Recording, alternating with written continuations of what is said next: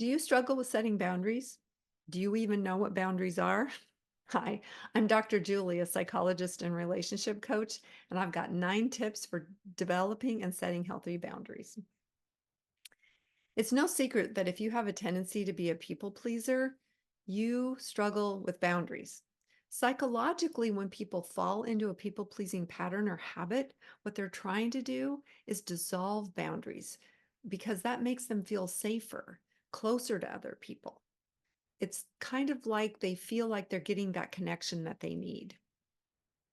But from another person's perspective, from an outsider's perspective, when they see somebody who's doing this, what they see is someone who has no boundaries, who's a pushover, someone who doesn't really have needs, and they feel really kind of vague and squishy. It's actually harder to love somebody who doesn't have boundaries. And I know if that's you, that's really the opposite of what you're trying to do. And the reason it's harder to love people who don't have boundaries is because other people can't see them. There's nothing to push against, nothing to grab a hold of, no way to distinguish what separates them from you. So, this counterintuitive reality is that learning how to set better boundaries is key to helping other people love you. Let's start out with what boundaries are. The dictionary definition is something that separates one thing from another. So it's going to separate inside from outside. And psychologically, a boundary would separate me from you. So it's going to make that distinction. I'm this person. I have these likes, preferences, opinions, needs, wants, desires, right? This is my side of the fence. And over there is you. You have your own needs, preferences, opinions, desires, and so on. And that is your side of the fence. And this helps other people see you as separate from them, and they can love and respect you.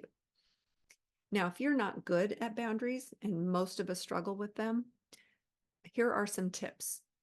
I've got 9 of them, and each tip could probably be its own video, but these 9 tips will give you a good idea of someplace you could start to work on improving your boundaries. Okay, here we go. Number 1, define your priorities. You want to clearly outline what matters to you most in different areas of your life. And this can be a little tricky sometimes because if you're so used to thinking about other people, and especially if you're in a relationship, it can be like, well, here's what we want. And it may be true that you and your partner want the same things, but it also may be true that your partner wants a big fancy McMansion and you would be happy with a small little bungalow somewhere, but you both want a new house, right? So be clear on what your priorities are. And then, and this is kind of tricky because life changes, things happen. And so our boundaries need to be able to change with those changes. When you're first starting out, you're not going to be very good at this. So you're going to need to adjust how you set boundaries. And that's more about your skill building. But then if you set boundaries and life changes, you need to be able to adjust those to accommodate any boundaries that come up. Big life changes, new job, having kids, new partner, things like that can really make you need to adjust your boundaries. But so can smaller things. Like if you both have a new car, each have your own car, then you need to have boundaries around who can drive which car and when, right? Tip number 3, communicate clearly. Establishing boundaries, clear boundaries that people can understand, really helps with interactions. That's because we don't often communicate that clearly. And people who are people pleasers, I'm one of them, can be masters at saying things without being direct. And if you're not direct, people don't know what you mean. And they can't always figure that out. And they can't really give you what you need or respect the boundary if it's not clear to them. To help you out with this, I actually developed a quick little guide sheet called Saying It Right, Your Guide for Confident Communication, that you can download. The link is in the description. It's completely free, and I encourage you to get it. It will help you out with communicating clearly. Number 4, you want to spend some time alone. The caveat here is that you're not going to Netflix and chill when you're doing this. You're going to reflect on what you are feeling and what you want in your life. So this is kind of like how you execute on the first one, which is define your priorities, right? But on this one, you also want to get at, well, how do I feel? And what's my intuition telling me here? So that you get to know yourself. When you've been focusing so much on other people, you aren't necessarily going to know who you are, what you want, and how you feel about things. So this step is really about learning more about yourself. The fifth tip is to start with small steps. And I'm a huge fan of this. So when you're learning a new skill, you don't want to start with the hardest thing you've got to address. You want to start with little things and you want to practice when it doesn't matter that much, because then you can learn how to do it and move up the level of difficulty from there. Number 6, you want to be consistent. Consistency is key. Stick to your boundaries.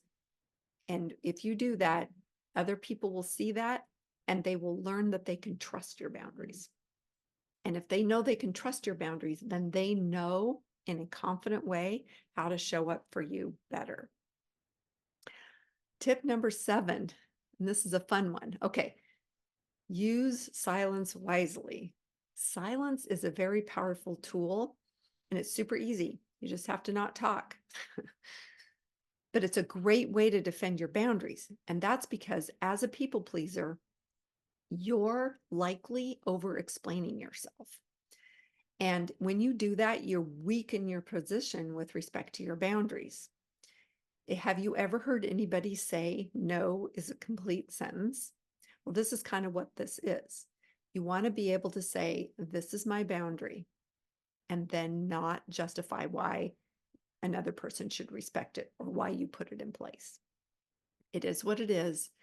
And your lack of explaining or apologizing reinforces the importance of that boundary. Tip number 8, positive communication. The thing here is that because we often aren't very clear in how we communicate, one of the things we do is we say things like, well, I don't really want to do X. I don't really want to go to the movies. Okay, well, that sounds like a very clear statement. So that's consistent with tip number 3, right? Communicate clearly, except it's really not clear because what do you want? How can I show up for you if I'm your friend? I don't want to go to the movies doesn't tell me what you want. So you want to state it in a positive way. What do you want? I want to go play putt-putt golf. Okay. Now, your friend might not want to go play putt-putt golf, and that's fine. But be clear about what you want. And number 9, the 9th tip is you want to be able to affirm your self-worth. And this is really important as you work on setting better boundaries, being more clear in your communication, using silence, is to affirm that you're worth it. There are always going to be people that show up and don't want to respect your boundary. That does not mean that you shouldn't have said it. It does not mean that you are not worth the boundary. It means they are not able to respect the boundary. You are more than worth your boundaries, and you should be able to set your boundaries and have them respected. Find a way to affirm that to yourself so that when things get tough and people aren't respecting your boundaries, you can hold strong. Remember, if people don't know where they leave off and you begin, they don't know how to love you. And you want to connect with people and you want them to love you, or at least like you, right? In order to do this, you need to be able to set healthy boundaries. So I encourage you to start working on improving your boundaries today. I'm sure one of these tips is a really good place for you to start working on this. And I'm curious, if you were to pick one of these tips and start working on it, which one would you pick and why? Let me know in the comments. Did you get something out of this video? Do you know somebody who could use this information? Be sure to like this video so it gets out to others, share it with the person who needs it, and subscribe to my channel so you continue to get more helpful videos like this one. Take care and have an amazing week.